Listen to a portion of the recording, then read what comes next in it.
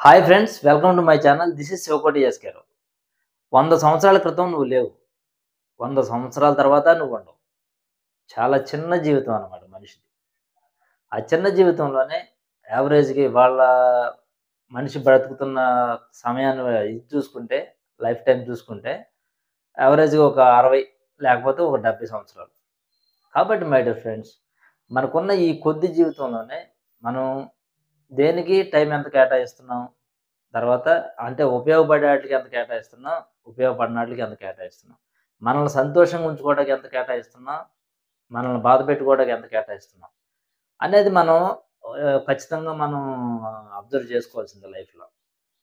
అయితే ఒక wife and husband, లేపోతే పేరెంట్స్ అండ్ చిల్డ్రన్స్, లేపోతే పేరెంట్స్ టు పేరెంట్స్‌గా ఉన్న పేరెంట్స్ అన్నోళ్ళు.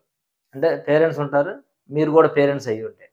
వీళ్ళకి మధ్య చాలా మందికి చాలా చోట్ల చాలా చాలా పెద్ద పెద్ద గొడవలు. అంటే ఒకళ్ళనొకళ్ళని లేకుండా చేసేయాలనేటటువంటి ఆ రేంజ్‌లో గూడా కోపాలు పెంచుకుంటూ, అయిన వాళ్ళని గూడా చాలా దూరంగా పెట్టుకుంటూ బ్రతికేవాళ్ళు చాలా మందుంటారు. అంటే మనం బతుకుతున్న ఈ తక్కువ టైంలో, ఆ తక్కువ టైంలో మనం సాధిచ్చేదేముంటుంది? ఇలాంటివి పెంచుకోవడం వల్ల. ఇవి క్యారీ ఫార్వర్డ్ అవుతాయా అంటే చెప్పలేం. ఇలాంటి మైండ్ సెట్టే గనక మీ తర్వాత జనరేషన్ వాళ్ళకుంటే క్యారీ ఫార్వర్డ్ అవ్వచ్చు. లేకపోతే అక్కడ ఫుల్ స్టాప్. అక్కడ ఆగిపోవచ్చు.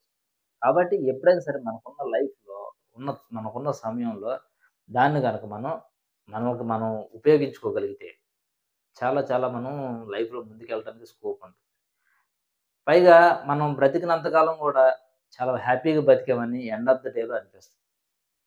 మనకు టైం విలువ ఎప్పుడు తెలుస్తదంటే, ఏదన్నా అన్‌ఫార్చునేట్‌గా ఏదన్నా ఒక జబ్బు చేసి హాస్పిటల్‌లో ఉంటే డాక్టరొచ్చి "నువ్వు ఒక 24 గంటల కన్నా ఎక్కువ బ్రతకవు" అనంటే అప్పుడు ఆ 24 గంటల టైం ఉంటది చూసారా?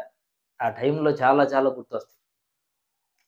నేను ఇలా ఉండాల్సింది, అలా ఉండాల్సింది, ఇలా జరిగిందెందుకు, అలా జరిగిందెందుకని చాలా చాలా హైరాణ పడతాం.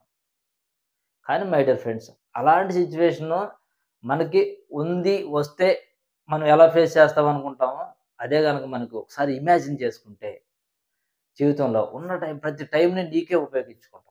ఎవరిని బాధ పెట్టను కూడా బాధ పెట్టవు. నువ్వు సంతోషంగా ఉంచుకున్న life end of the day ఎలా ఉంటుందంటే, ఏం కాదు పర్లేదు 24 గంటలుంది కదా అనిపిస్తది. అదే విధంగా ఇప్పుడు మనకి వైఫ్ అండ్ హస్బెండ్స్ చాలా మంది చాలా చోట్ల గొడవలు. గొడవలు పడి వాళ్ళు బ్రేకప్ అవుతున్నారు. అయితే దానివల్ల గూడా పెద్ద లాభం లేదు. ఆ బ్రేకప్ అయిన తర్వాత అయినా సరే అంటే ఇష్టం లేదు.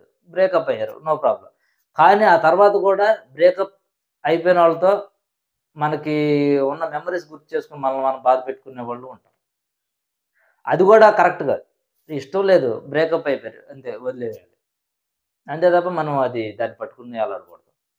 అయితే ఈ వైఫ్ అండ్ హస్బాండ్స్ మధ్యన ఒక భర్త భార్యకి, భార్య భర్తకి ఎలా ఉండాలంటే సపోర్ట్ అనేది ఎలా ఇచ్చుకోవాలంటే ఒకళ్ళకొకళ్ళు ఆ సపోర్ట్ ఉండటానికి మీకు చిన్న ఎగ్జాంపుల్ ఇస్తాను. ఒక చిన్న పిల్లాడు అంటే ఒక 14, 15 సంవత్సరాల వయసున్న ఒక పిల్లాడు. పేరెంట్స్ వాళ్ళు ఈ పిల్లాడిని ఎక్కడికెళ్ళినా వెంబడి పెట్టుకొని తీసుకెళ్ళేవాళ్ళు. అయితే ఒక ట్రైన్ ఎక్కాలి. ట్రైన్ ఎక్కి వాళ్ళ అమ్మమ్మ వాళ్ళ ఇంటికెళ్ళాలి ఈ పిల్లాడు. ఎప్పుడు మీరే పంపిస్తున్నారు? లేదు, లేదు. నేనైతే ఈసారి నేను సింగిల్‌గా ఎళ్తాను. ఇక్కడ మీరు ట్రైన్ ఎక్కించండి. నేను అక్కడ ట్రైన్ దిగుతాను. అక్కడికి మామయ్య వస్తాడు. నేను మామయ్యతో పాటు నేను అమ్మమ్మ వాళ్ళ ఇంటికెళ్తానని చెప్పాను. అరే! లేదురా నువ్వు ఎళ్ళలేవు. నీకు భయం ఆ ట్రైన్ అది ఇది నువ్వు ఎళ్ళలేవు. అంత కంఫర్టబుల్‌గా ఉండదు నీకని చెప్పేసి అన్నారు ఆళ్ళ ఫాదర్. లేదు, లేదు డాడీ నేను ఒప్పుకోను. నేను ఒక్కడినే ఎళ్తాను. కావాలంటే నువ్వు నన్ను అక్కడికెళ్ళిన తర్వాత అడుగు నేను చాలా ధైర్యంగా ఎళ్ళానని చెప్పేసి నీకు చెప్తాను గూడా. భయం అయితే లేదు. నేనైతే ఎళ్తాను. నేను ఒక్కడినే ఎళ్తానని చెప్పి అన్నాడు. ఓకే. సరేరా అయితే ఒక ఒక విషయం గుర్తుపెట్టుకో. నీకెప్పుడైనా సరే కొంచెం బాధనిపిస్తే నేను రా నేను నేను రాసిస్తున్న ఈ లెటరు ఒకసారి చదువు అని జెప్పన్నాడు. ఓకేలే మా డ్యాడీ ఏం రాస్తారు లెటర్ ఏముందిలే తర్వాత చూడొచ్చులే అని జెప్పేసి ఆ లెటర్‌ని ఫోల్డ్ చేసి పాకెట్‌లో పెట్టుకున్నాడు. పాకెట్‌లో పెట్టుకున్న తర్వాత ట్రైనయితే ఒకటి 2 స్టాపులు ఎళ్ళిన తర్వాత ట్రైన్ ఫుల్ అయిపోయింది. చుట్టూ క్రౌడు. ఈ పిల్లాడికి బెంగొచ్చేసింది. ఆ బెంగొచ్చేస్తే ఇప్పుడేం జేయాలిరా? ఏందిరా ఈ ట్రైన్‌లో నేను దిగగలనా? లేదా? అసలు నన్ను ఇలా ఉంచుతారా లేదా? అయ్యయ్యో! మా నాన్న చెప్పాడు నేను వినలేదు అని చెప్పి చాలా బాధపడుతున్నాడు. అయితే ఆ బాధపడుతూ ఉంటంగా ఒక మాట గుర్తొచ్చింది. నీకేదైనా గుర్తొస్తే ఈ లెటర్ చదువుకోరా అని చెప్పి ఇచ్చాడు ఆళ్ళ డ్యాడీ.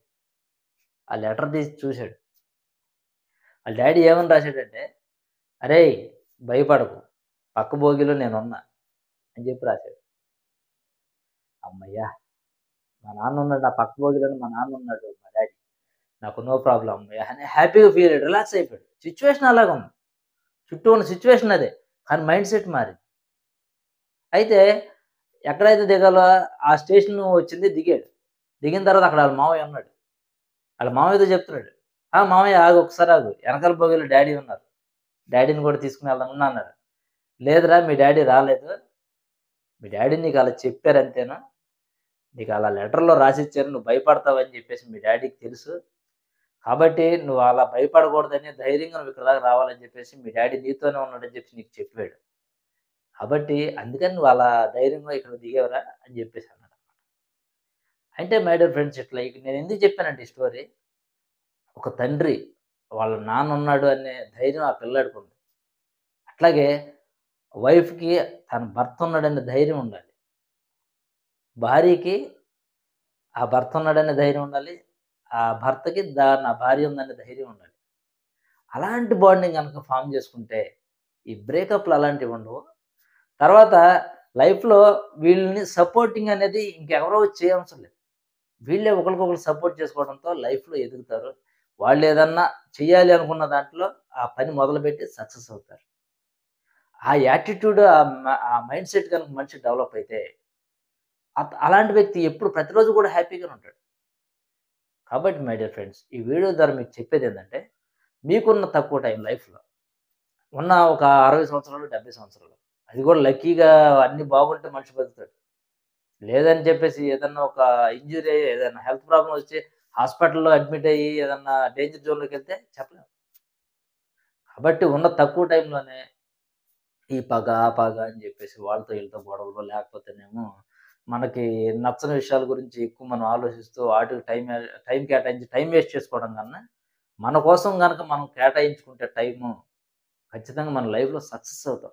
సక్సెస్ అవ్వడం అంటే మనకు ఖచ్చితంగా ఆహ్, డబ్బులు కోసమనో కాదు. లైఫ్ మొత్తం ఆనందంగా ఉంటది. అన్నీ ఉంటాయి. సక్సెస్ అవ్వడం అంటే మనిషికి లైఫ్‌లో అన్నీ ఉండాలి. అన్ని ఎలిమెంట్స్ ఉంటేనే జస్ట్ ఒక ఫుడ్ అనేది ఎంత ఒక రెసిపీ ఎంత టేస్టీగా ఉంటదో, లైఫ్‌లో గూడా అంతే. సంతోషం, బాధ 2 ఉండాలి. కాకపోతే ఎక్కువ సేపు దేన్ని క్యారీ చేయకూడదు. సంతోషాన్ని గూడా ఎక్కువ సేపు క్యారీ చేయకూడదు. ఆనందాన్ని గూడా ఎక్కువ సేపు క్యారీ చేయకూడదు. అలా మనం న్యూట్రలైజ్‌గా చేసుకుంటూ ఎళ్తే గనక లైఫ్ అనేది చాలా బ్యూటిఫుల్‌గా ఉంటుంది. మనకున్న ఈ తక్కువ టైంలో మనకున్న జ్ఞానానికి మనం గనక దాన్ని ఫాలో అయితే ఖచ్చితంగా మనం అయితే లైఫ్‌లో హ్యాపీగా ఉండొచ్చు. ఈ వీడియో మీకు నచ్చిందని అనుకుంటున్నాను. ఈ వీడియో నచ్చితే లైక్ చేయండి. అదే విధంగా ఈ వీడియోని ఎవరికైనా ఉపయోగపడతా ఉంటే షేర్ చేయండి. ఛానెల్ సబ్స్క్రైబ్ చేసుకోవడం మాత్రం మర్చిపోకండి. Thank you for watching.